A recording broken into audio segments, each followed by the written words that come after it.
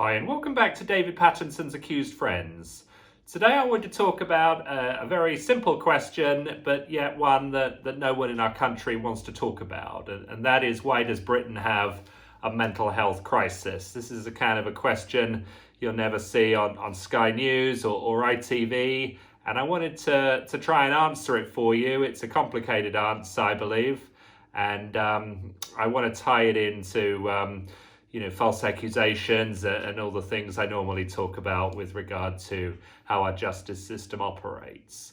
So I think you can't answer this question without highlighting the fact that, why does no one want to ask this question? Why does no one want to ask why Britain has a mental health crisis? Why young people are constantly talking about their mental health?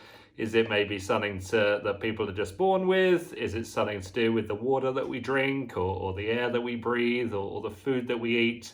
Or is there more realistically, fundamental problems with the structure of our country and our society, which is causing these problems? Now, the government and the media love to talk about mental health as a solution to the problem. But of course, if we understood what was causing it, maybe we could just prevent it from happening in the first place. Why wait for people to be mentally ill before we help them? Why not just prevent them from having mental health problems in the first instance? And so I want to say that I do believe Britain does have a mental health crisis. I think there's a lot of evidence of it. I came across this really through all my work with following court cases and how accusers were always talking about in court how they had these mental health problems as a way to get, convictions in rape and sexual assault cases. It's like, well, this person's got a mental health problem as a result of being assaulted.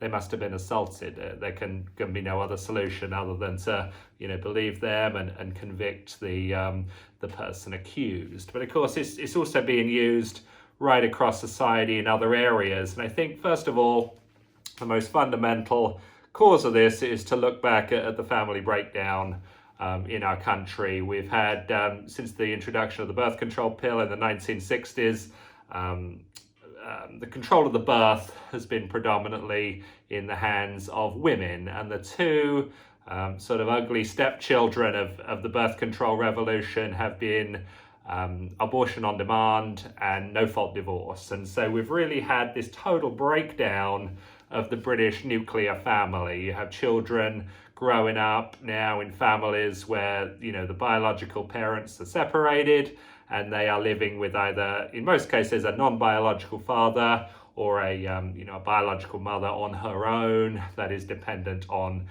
government support. And if you read all the statistics about, children in households with someone who is not the biological parent, it's something like a 40% increase in bad things, abuse, danger, and this is caused through, active abuse or just neglect, where the non-biological parent, is not as predisposed to making sure the child is safe, and they, get injuries and get into, come to harm that they wouldn't have had the biological parents been there. I mean, biology demands that both parents have a very, very strong care and urge for their children. And I think with this breakdown of the British family, we've seen young people growing up in households where they are predisposed to insecurity and uncertainty, and this is what's causing a lot of these mental health problems to begin and to develop through later life.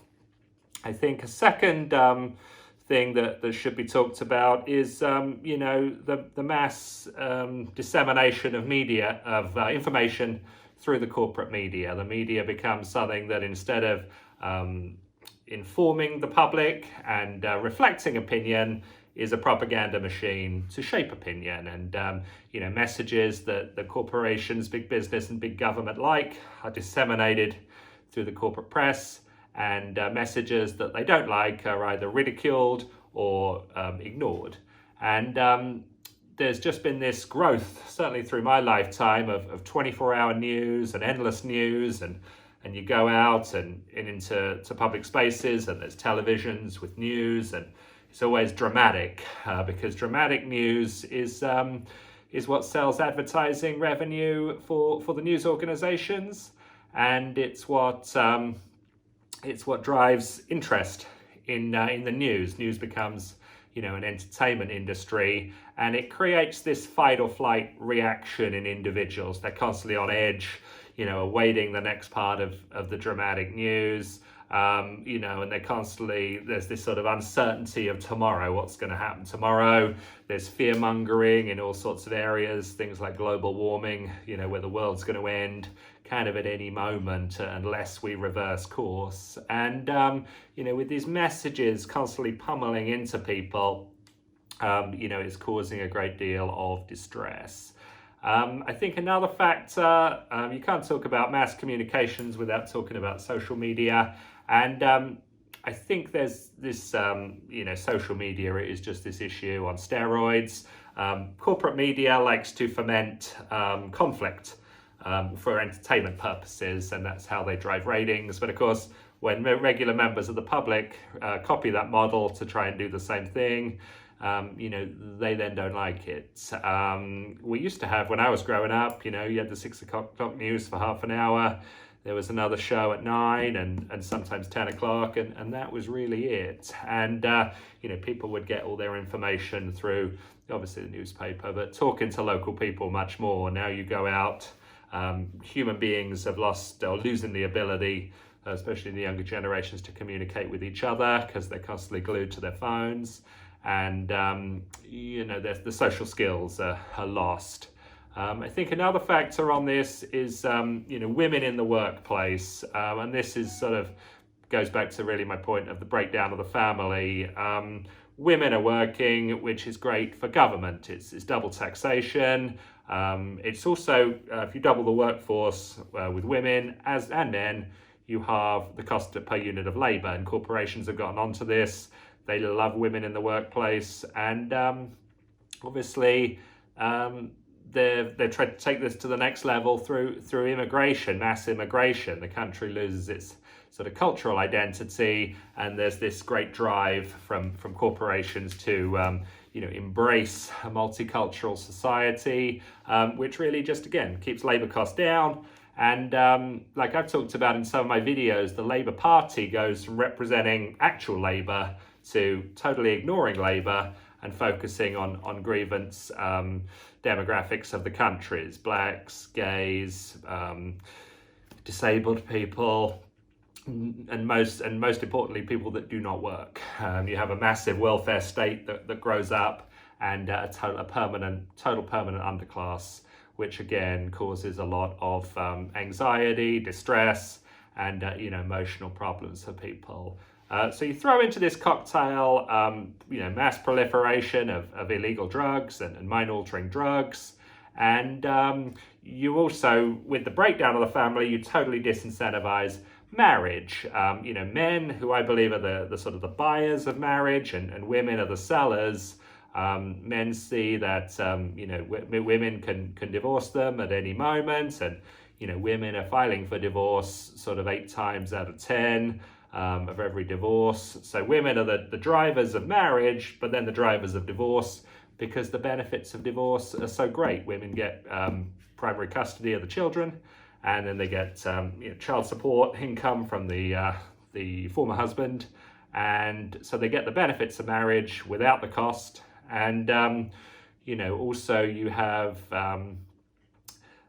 all sorts of other bad things connected to divorce. What it does is it benefits, again, the corporate structure of the country. The wife and the husband, instead of sharing goods and services in one house, now split them over 2 houses. You're going to have twice the number of houses, twice the number of furniture, twice the number of fridge freezers, twice the number of kitchen appliances, twice the number of wardrobes, carpets, blinds, you name it. So it drives the consumer economy. But it weakens, the family bonds and family structures, which I think is a devastatingly bad thing. Final point I'll make in this video is the sort of decline of religion in the country and the church. When I was growing up, I used to go to church with my grandparents, so we went every Sunday. Now you see churches turned into houses and nightclubs. And what this creates is, I believe, a total vacuum of moral leadership in the country. Religion is now sport and television and celebrity, reality TV, celebrity culture. And bad messages are being given to people about behavior. There's a sort of what's the word I'm looking for, a kind of negative feeling among young people about the future, and that no relationships are secure, whether they be romantic relationships. So women just go from different relationship to different relationship to different relationship, and there's no stability for them. Men don't feel they're fulfilling their sort of parental role either, or their masculine head of household role, because their authority has been usurped by the government, and who women become married to through welfare, or to corporations who women become married to through their job as their primary income source. So I think all these factors are really devastating for our country, and I think they're the cause of a lot of this mental health instability. Government will never want to talk about this, and the mass media will never want to talk about it either. But we're lucky that we're able to still have freedom of speech, just about. Feel lucky that I'm able to talk to you through the internet, like I'm doing here. And I think as a democracy, we're only as strong as a democracy as as informed as we are. Right? I grew up in an environment where we called a spade, and the great benefit of having the best information is that you're able to make the best decisions. We now sugarcoat real information for feel-good information, but how good does it feel to be misled by the powers that be in our country? So hope you find this video interesting and it provides food for thought, and look forward to talking more about this going forward. So thanks a lot for your time. Please subscribe to the channel, and we'll talk to you soon.